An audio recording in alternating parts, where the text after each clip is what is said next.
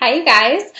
This has been a much talked about thing on my channel, and a lot of people have written to me asking to go over this stuff. So instead of writing letters to everyone, I figured I would just go over the ketogenic diet, low carb, high fat, whatever you want to call it, paleo. It's got so many different hats for the same thing.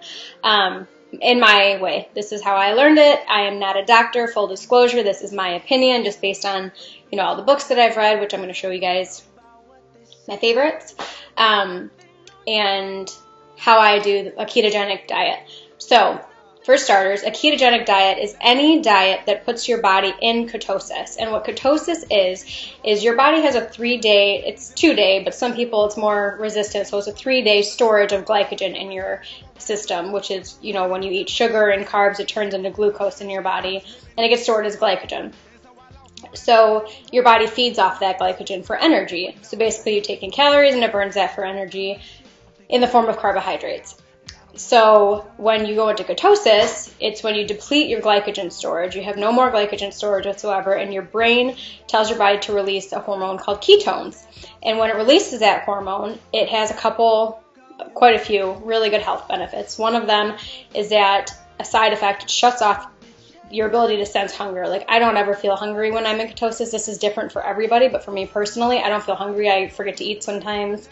And it tells your body, the biggest thing it does is when the ketones are released, it tells your body, hey, the glycogen storage is out. All that fat that we were eating, all the fat that's stored in our bodies, we need to burn that for energy now. So when you're in ketosis, your body burns its own fat storage for energy. So instead of, the way that I like to describe it to people is imagine a bear that goes into hibernation, and our bodies are built, we're not supposed to be eating the amount that we're eating. So when we're eating constantly and eating all this food and getting fatter, we're telling our body, I must be eating like this because I'm expecting a famine soon. So when you go into ketosis, it's kind of like triggering your brain thinking like, oh, there must be a famine. This is what we were here for, guys. Burn the fat for energy. This is why it's here. So when you go into ketosis, your body releases ketones. It tells your brain, hey, burn that extra fat for energy now because there's no more glucose and instant energy coming in. In addition to that, alcohol can be an instant energy. So when you are in ketosis, if you do consume alcohol, like say you had a vodka and soda, there's not really a lot of carbs in that unless you do like one of the flavored vodkas, which I wouldn't recommend, but or a vodka gimlet, like vodka, soda, water, lime. Your body sees that as a readily available energy source that's easier to burn than your fat. So it will actually stop you from being in ketosis, and it'll burn the alcohol, and then as soon as the alcohol is burned out, it'll go right back into ketosis if you didn't introduce other sugars. Alcohol is a slippery slope. I know me personally, as soon as I get a little buzz going, I want to eat pizza and pretzels and whatever else is laying around. So do that at your own risk. What else? Oh, I brought props. So when you're in ketosis, you pee on these keto sticks.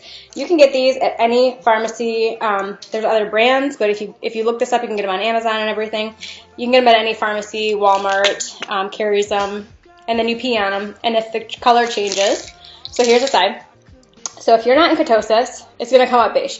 And then the more ketosis you're in, it's going to go from like a slight pink to like a dark purple. You want to be somewhere right in the middle. If you get to dark purple, it's a good sign that you're dehydrated and you need to drink more water. So I wouldn't recommend aiming for that dark purple. You want to float somewhere in the middle on those. So, like I said, this is my opinion. This is my recollection of ketosis. I've been on and off it. When I'm in ketosis, I feel like $1 million. Like I feel a lot better. And it's not until you get out of ketosis, the cravings aren't bad until I eat something that has sugar in it, and then they come flooding back because that's your body's way of going, hey, we need to fill up that glycogen storage again.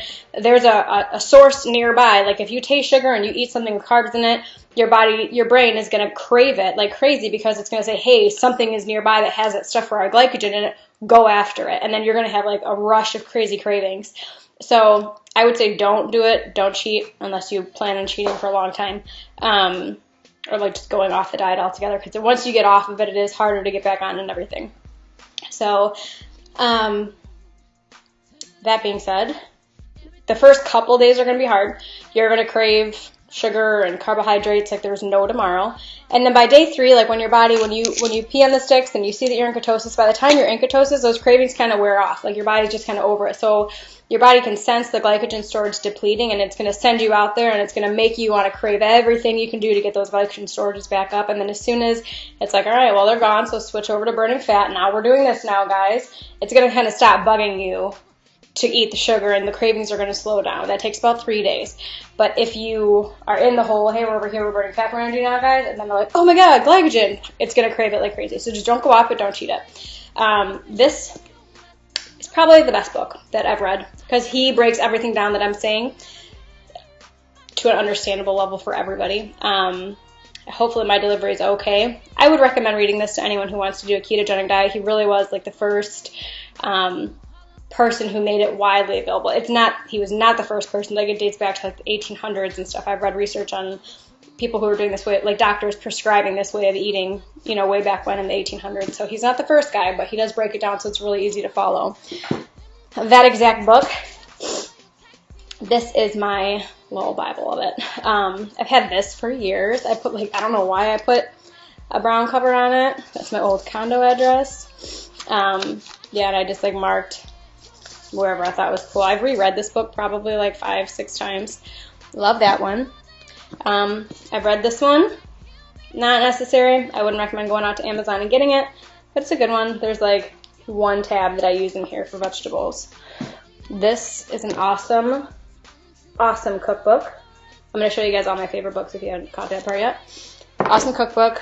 This one is really, really good. This one also breaks down the ketogenic part of it. So they're saying that the more fat you eat, the more satiated you are. You don't have to, it's basically, it's ketosis. It's a ketogenic diet also, but I really like this cookbook. There's some amazing, amazing recipes in here. Here's another one of my favorites. If you guys want to get that one. This one, I think I tried maybe 2 recipes out of here. This was really old. I think I got a garage sale. Dr. Atkins Cooking Diet. This is another Dr. Atkins cookbook that I got wax on, apparently. Blew out a candle. This is my old journal, where I just wrote down. Let's see what I wrote. I recommend keeping a journal. So, I wrote down everything. A lot of people do MyFitnessPal now. I really like handwriting stuff better than MyFitnessPal because, I don't know, there's just something old school about it that I really like. So, Diet Mountain Dew. 2 coffees with cream and Splenda, egg drop soup, chicken broth, sugar-free coconut, mock Danish, meatloaf, mashed cauliflower. I just like keeping a handwritten journal because I get to go back and look on it later, especially if I'm what am I going to eat today? I don't know. I just like looking at it. This one's really good. Really, really, really, really good. I have a lot of favorites in there. 350-minute low-carb recipes. This is the Ketogenic Bible. Buy this if you don't buy any other book. I would suggest Dr. Atkins' New Diet Revolution, 2002 edition. Do not get the new ones since he passed because his wife or his company or whoever changed the rules, and it's not something that's going to be conducive to what you're trying to accomplish. So get the 2002 edition, get that book, and get this book. This thing, amazing. Amazing. Ketogenic. Get that book.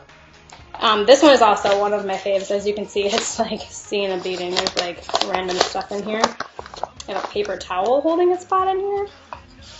What is a paper towel holding for? Potatoes and cauliflower rice. Okay. But yeah, this one is really awesome.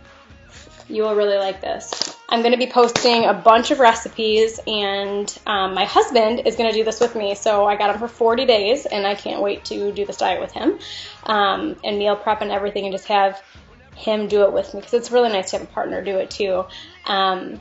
If you Google Linda's Low Carb, she has a website. I forget the name of it, but I know it's gna.com/something. That woman is amazing. She has the best recipe. She rates them 1 to 5 stars. I donate to her website. I try to donate at least once a year to her website because all of my recipes, she kind of got me started on low carb cooking. I would try her recipes first, and then I branched out to getting, recipe books and everything too. But that's free, and she has awesome recipes. Most of them have pictures. She rates them all. She describes them. Check that out. I hope all of you guys do the ketogenic challenge with me that I'm about to start. Details are going to be in the description, and I hope to see you guys soon. I post before and after pictures. Talk to you guys. So I just watched my video, and I realized I didn't even talk about like the ground rules for a ketogenic diet. So right off the rip, no sugar, that's a given, obviously. No sugar, no bread, no flour, no pasta. What you're going to want to do is take your carbohydrate count per day, you subtract fiber. I wouldn't recommend having stuff with sugar alcohols in it because it's going to trigger sugar cravings for you, but I'm human and I eat sugar-free candy and everything. So you would take your carb count, subtract your fiber, and subtract sugar alcohols because those don't have an impact on your blood sugar levels. So that's what you're going for. And then after you subtract those things, you have your net carbs. So to get into ketosis, you're going to want to stay under 20 grams of net carbs per day. And then after you've done that for a few weeks, you can add in and like do 30 grams net carbs the next week and stay there for a couple weeks, and then do 40 grams net carb those weeks and stay there for a couple weeks, and then 50 grams net carbs. And keep an eye on the scale and see when you get to where you're gaining weight again. So then you can find out where your carb level is. So if you say, okay, well, when I'm eating 60 grams of net carbs, I'm gaining a pound a week. So then you just take it back down to 50 and you stay there. And then, you can fine tune it and stay at 55 and you're like, okay, that's where I maintain. So as long as I'm 55 grams net carbs or less, I can stay where I'm at. So mine is pretty low. Mine's in the 30s. So if I go over like 30 grams net carbs, I'm going to gain weight. It's like a half pound a week. So start out with 20 though. Everyone starts out 20 grams of net carbs or less per day. So stay there for a few weeks and then take it up gradually as you go.